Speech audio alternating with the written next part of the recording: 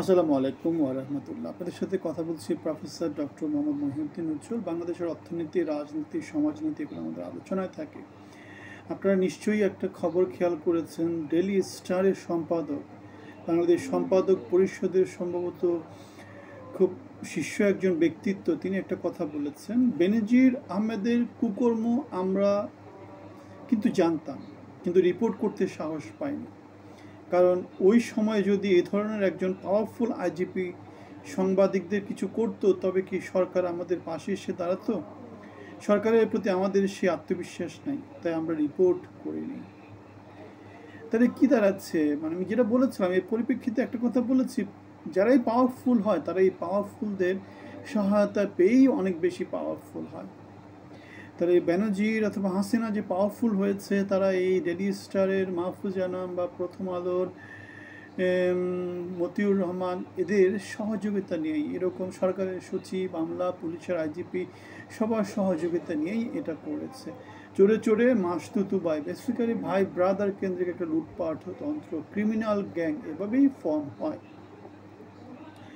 তাহলে আমরা যে কথাটা বলছি, চোরে চোরে মাসতুতু ভাই, একজন একজনকে দেখছে, একজন পাওয়ারফুল, অন্যজন সেই পাওয়ারের চাপে সংবাদ প্রকাশ করছে না, এবং যেটা হচ্ছে সে আরও পাওয়ারফুল হয়ে যাচ্ছে, এবং সে এই যে পাওয়ারফুল লোকের সংবাদ প্রকাশ করছে না, এটাকে ইউজ করে নতুন যে লোক, সে আবার নতুন করে পাওয়ার গেইন করা শুরু করছে। এভাবেই বাংলাদেশের সমাজে গত 17 বছর প্যাসেজিয়াম প্রতিষ্ঠা হয়েছে।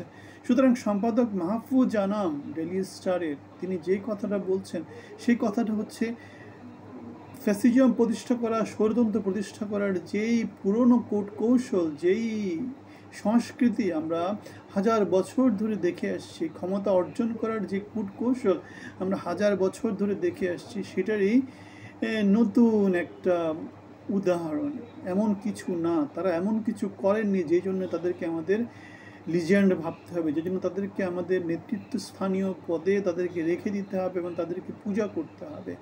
বরং আমাদেরকে দেখতে হবে এই সময় কারা আন্দোলন করেছে। বিএনপি 17 বছর আন্দোলন করেছে, আমরা 5 বছর আগে চাকরি হারিয়েছি, আমরা কোটা আন্দোলনে সরাসরি ছিলাম। আর এরা কি করেছে? এরা সংবাদ প্রকাশ করেনি। এরা, আমরা দেখেছি প্রধানমন্ত্রীর সংবাদ সম্মেলনে কি করেছে, কীরকমের চাটুকারিতা, বহর নহর বইয়ে যেত না, মানে ওটাকে বলা স্তুতি বাক্য, কে কাকে কত তেল দিতে পারে সেই বাণীময় সংবাদ সম্মেলনগুলো আমরা দেখেছি। এমন কোনো প্রশ্ন ছিল না যে প্রশ্ন থেকে আপনি কোনো রকমের মানে দিক নির্দেশনী কিছু পাবেন, কোনো রকমের ঝামেলা পাবেন, যে এটা নিয়ে চিন্তা করা, সুশাসনের জন্য কোনো রকমের যে চ্যালেঞ্জগুলো, সেই চ্যালেঞ্জগুলো আপনি কোথাও দেখতে পাবেন না। বরং আপনি দেখতে পাবেন যে লঙ্কা এবং হীরক রাজার দেশের মতো, যা বলে তাই ঠিক। হীরক রাজার দেশ, হীরক রাজার দেশ মানে হচ্ছে রাজা দেশ চালাচ্ছে, এখন রাজার যদি ভুল করে কী হবে, গর্দান যাবে রাজার ভুল ধরলে। ন্যাংটো রাজাকে ন্যাংটো বলা যাবে না, ন্যাংটো রাজাকে ন্যাংটো বলা যাবে না।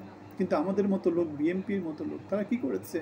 ন্যাংটো রাজাকে ন্যাংটো বলেছে, এবং আমরা প্রতিবাদে দাঁড়িয়েছিলাম, আমরা ত্যাগ স্বীকার করেছিলাম, আমরা ত্যাগ স্বীকার করেছিলাম। আর এই যে চোরে চোরে মাসতুতু ভাই যাদের কথা বলা হচ্ছে, ইনক্লুডিং আমাদের বর্তমানে যারা উপদেষ্টা পরিষদে আছে, তারা লুটে পুটে বাংলাদেশকে খেয়েছে, আগারটা খেয়েছে, গোড়ারটা খেয়েছে, তলারটা খেয়েছে, সব কিছুই তারা খাবে। সুতরাং বাংলাদেশের সমাজে পরিবর্তন আসতে হলে বাংলাদেশের জনমানুষকে এই যে চোরে চোরে মাসতুতু ভাই, আলিবাবা 40 চোর, এদেরকে না বলতে হবে, এদের কীর্তিকলাপকে জনসম্মুখে যত বেশি করে নিয়ে আসা যায় আনতে হবে। যারা বাংলাদেশের জন্য ত্যাগ স্বীকার করেছে, তাদের ত্যাগের কথা ভুলে যাওয়া যাবে না, নয়তো বাংলাদেশে পরিবর্তন আসবে না। পরিবর্তন আসতে হলে জনমানুষের মধ্যে থেকে পরিবর্তন আসতে হবে। 17 বছরের ফ্যাসিজমে প্রথম আলো বা ডেইলি স্টার, মাহফুজ আনাম বা আমাদের মতিউর রহমান, তারা তাদের পথ থেকে হয়তো ছোটোখাটো ভূমিকা রেখেছেন, তেমন বড় করে ভূমিকা রাখতে পারেনি। বরং তারা একটা কলাম লেখা মানে পুরো বাংলাদেশে সেটা প্রচার হওয়া এবং বাংলাদেশের জনসমাজকে মোটামুটি করে ইনফ্লুয়েন্স করা। তাদের যে ক্ষমতা, সেই ক্ষমতা তারা তিল পরিমাণও কোনো কিছু ইউজ করেননি, বরং তারা তেল দিয়েছেন, তারা ফ্যাসিজমকে শক্তিশালী করেছেন। আর আমরা ছোট ইনফ্লুয়েন্সার, কিছুই করতে পারিনি, কিন্তু সেখান থেকে আমরা কি করেছি, চাকরি হারিয়েছি। 5 বছর বেকার ছিলাম, সংগ্রাম করেছি, হাটে মাঠে ঘাটে হেঁটে গিয়েছি, সরোয়ার্দী উদ্যান, পল্টন ময়দান, ঢাকার এপার থেকে ওপার, ফেসবুকে, অনলাইনে, সোশ্যাল মিডিয়াতে, সব জায়গাতে আমরা প্রেজেন্ট ছিলাম। সুতরাং এই বাস্তবতায় বাংলাদেশের জনমানুষ জুলাই আগস্টে রাস্তায় নেমেছিল, আমাদের সাথে রাস্তায় নেমেছিল, এবং পরিবর্তন জনমানুষের ভিতর থেকে এসেছে, আমাদের ভিতর থেকে এসেছে। মাহফুজ আনাম অথবা ডক্টর মোহাম্মদ ইউনুস অথবা মতিউর রহমান অথবা যারা খুব শক্তিশালী, যারা খুব বড় বড় ইনফ্লুয়েন্সার, তাদের দিক থেকে আসেনি, তাদের দিক থেকে আসেনি।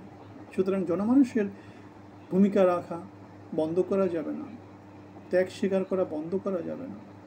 মানবতা, বিশ্ব সভ্যতা জনমানুষের উপর ভিত্তি করে দাঁড়ায়, সংগ্রামের উপর ভিত্তি করে দাঁড়ায়, বিপ্লবের উপর ভিত্তি করে দাঁড়ায়, আন্দোলনের উপর ভিত্তি করে দাঁড়ায়।